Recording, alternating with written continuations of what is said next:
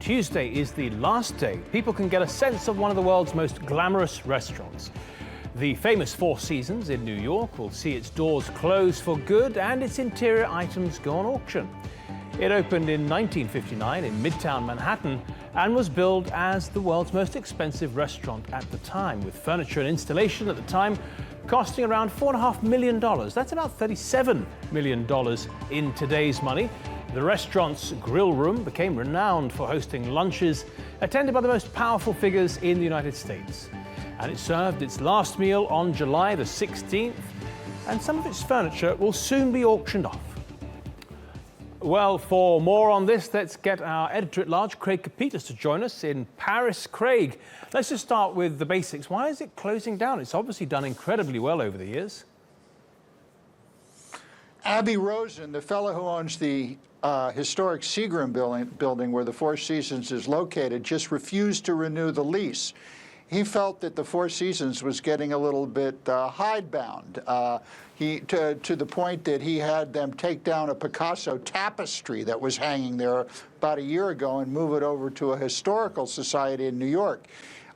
He wanted to create a new restaurant that would attract, I think the way he phrased it was he wanted people who could come in frayed jeans, and that the people who were going to the Four Seasons were getting a little bit old in the tooth. Well, pretty bold decision getting rid of an iconic restaurant like that. Let's hope the people in frayed jeans still have millions to spend, though. It invented the power lunch.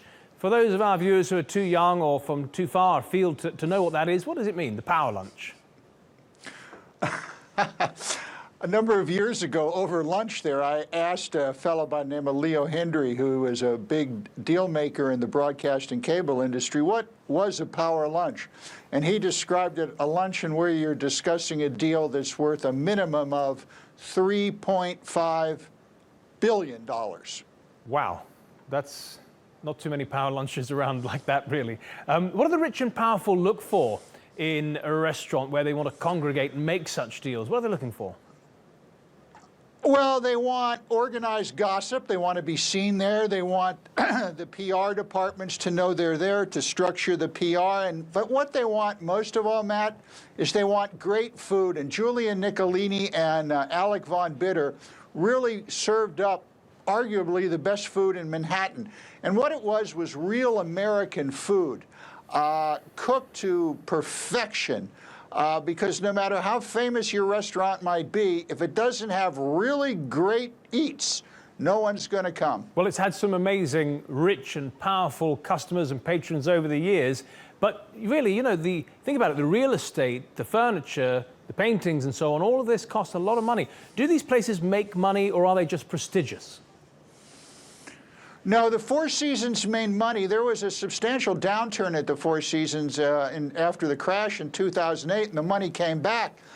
In fact, the patrons who dine there regularly, they actually have their own Four Seasons credit card, and their companies or private accounts are billed every month. One of the ways the Four Seasons would gauge whether they were actually going well or going poor was how many Thanksgiving turkeys they cooked for Thanksgiving lunch. Sometimes they'd cook as many as 150, sometimes 60. 60 was a bad number. Okay, Craig Copetas, our editor-at-large in Paris. Thank you very much.